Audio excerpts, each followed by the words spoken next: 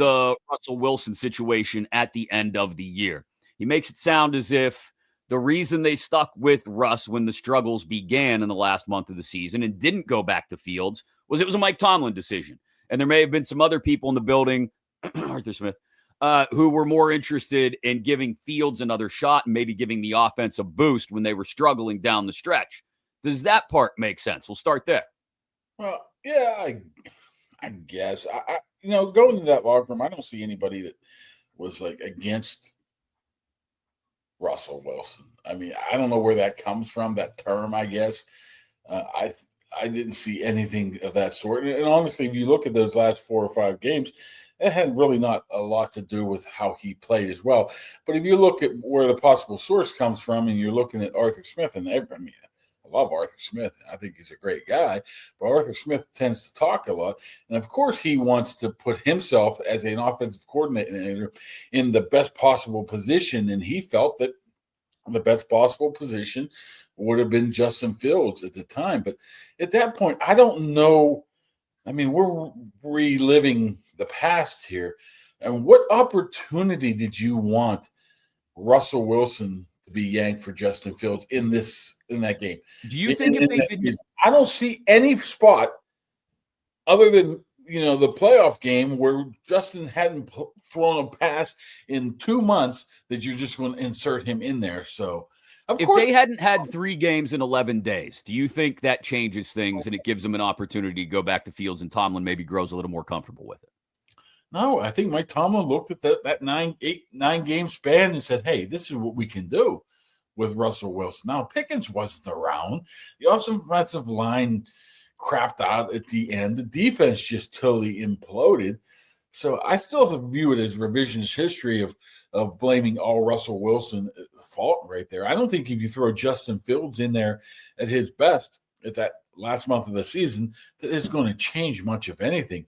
Maybe it changes the way people look at Arthur Smith and how he wants to. Oh, I know this for a fact. And I think, you know what? I think even AQ told us this about Arthur Smith's offense was just different last year. He had to hold back. There was some points where he didn't go full board because of the personnel around him. I'm sure that had something to do with the reason why he wanted Justin Fields in there, not Russell. Well, I think you make a good point bringing up the Pickens absence during that window, what it did to the offense. But I do think it's fair to ask if they're not playing 3 games in 11 days and you have a full week to prepare for it and you get Justin Fields in there with a package or 2 where he does use his legs because that is how he is dynamic, more dynamic than Russ. What? He was hurt. He was not hurt to the extent that he couldn't have played. He was inactive for a game. I know that.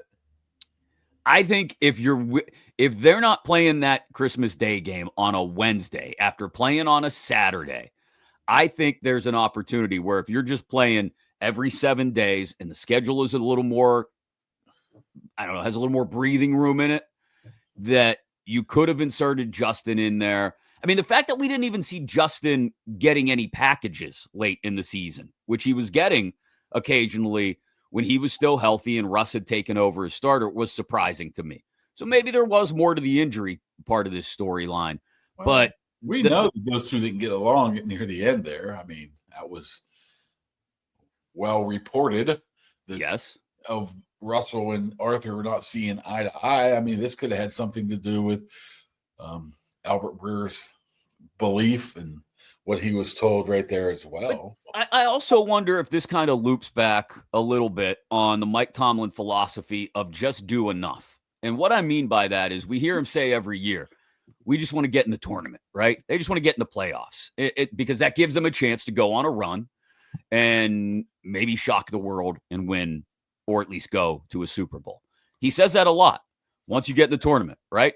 And I wonder if when they're sitting there with that 7-4 record, if he looks at it and goes, all right, we just got to maintain, right? Yeah. And if he looks at it instead a little more aggressively and says, no, we got to win, 4 of these last 5 or 3 of these last 5. Maybe that's enough to win us the division and get us a home game. If he looks at it a little more aggressively, okay, yeah, they may fall flat on their faces, but they did that anyway. And if he's a little more aggressive at the quarterback position and switches things up a little bit, and maybe this is the argument Arthur Smith made, or maybe Arthur just made the argument that Russ wasn't working for the offense anymore because Pickens was hurt. I don't know. But if he's a little bit more aggressive on the offensive side of the ball there, instead of just trying to maintain and get in, I wonder if things look a little different at the end of the year. And being more aggressive would have been flipping the switch back to Justin Fields late in the year. At that point, don't you have to just maintain, considering all the obstacles that were ahead of you, the 3 games in 11 days, the people injured, the defense just imploding, TJ not 100%.